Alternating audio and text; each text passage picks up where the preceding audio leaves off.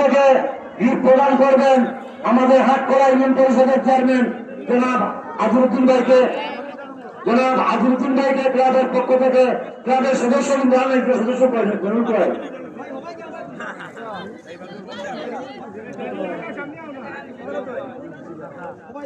Gift প্রদান করবেন। প্রধান অতিথিকে গিফট প্রদান করবেন।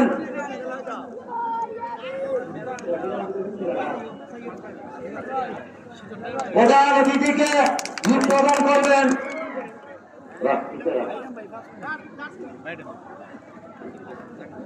আসিফ স্যার বললেই তো না, সামনে আমার খোলা গেলে